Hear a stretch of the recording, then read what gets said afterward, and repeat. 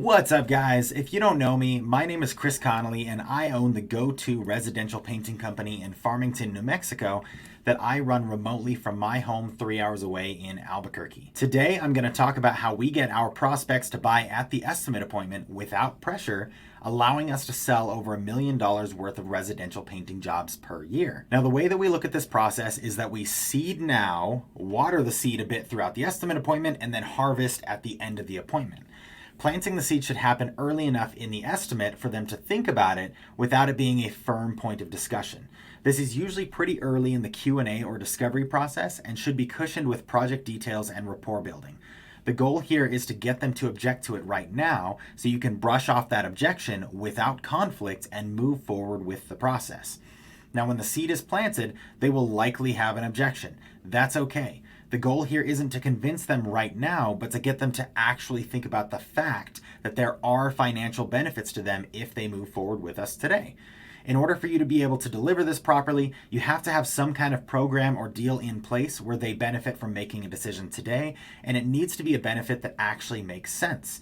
Here's the kicker though. They need to understand why it helps them, but they also need to know how it helps you. If they don't understand both of those things, then they're just going to assume that it's a gimmicky closing technique or a bullshit discount to force pressure on them.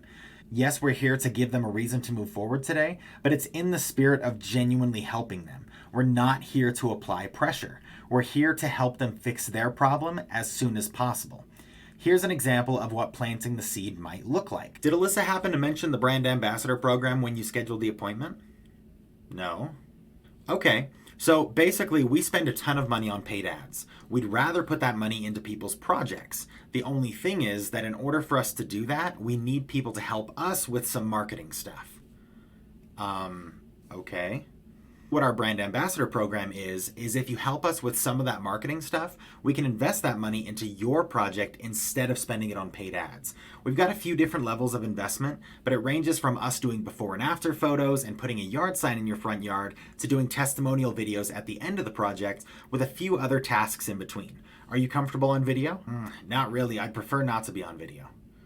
Don't sweat it. It's not bad at all. Basically, what we'll do is we'll sit down with you at the end of the project and just kind of talk on camera. It's actually super laid back. Okay. Anyway, it's a pretty good deal if you don't mind helping us out with some things. I'll actually be getting a quote put together for you while I'm here. So if you want to get in the schedule today, we can talk more about it here in a little bit if it makes sense once you actually see the quote. Now, at this point, you're just going to move forward with the rest of the estimate. It's not a point of contention. You're not focusing on it right now. You're just planting that seed. Now on to watering the seed. This is just bringing up the same program or promotion that you've already brought up, but making it a little bit more tangible, closer to when they actually get the estimate from you.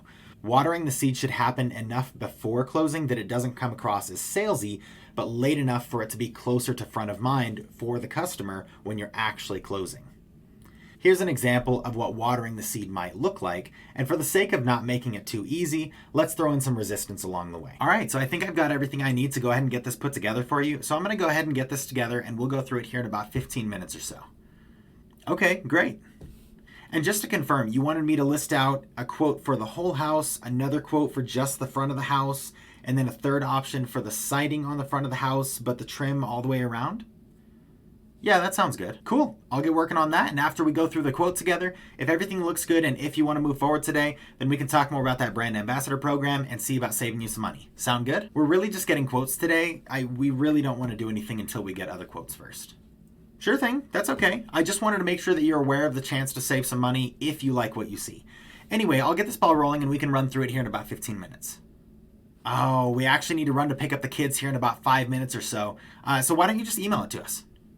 Oh, I didn't realize you were on a time crunch. I know you'll have questions once I get it put together, and we may need to make some changes to better fit your budget once you've got everything in front of you. I'll grab my calendar real quick, and we can set up a time for me to swing by to run through it with you guys. From here, you're just going to work out a time to reschedule a time where they both can be there again, so you can run through that quote together with you there in person, just in case they have any questions, in case anything needs to change. You want to make sure that you get them a finalized version of the quote. That way, if they do have any questions, they're not reaching out. You guys aren't playing phone tag and whatnot. Now, most people aren't going to give you this kind of pushback, especially if you did a good job of outlining expectations on the initial call of how long the appointment is going to take. So let's assume that you'll be moving forward onto the harvest in this appointment so we can touch on that. Harvesting is going to happen as you're closing the sale and is going to go hand in hand with the closing itself.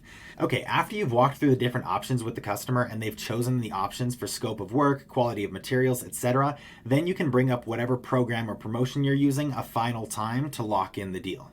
Here's what harvesting should look like after you've nailed down the option that best fits their needs and budget. All right, so do you think this option meets all of your needs as it is, or is there anything else that you wanted to add in there?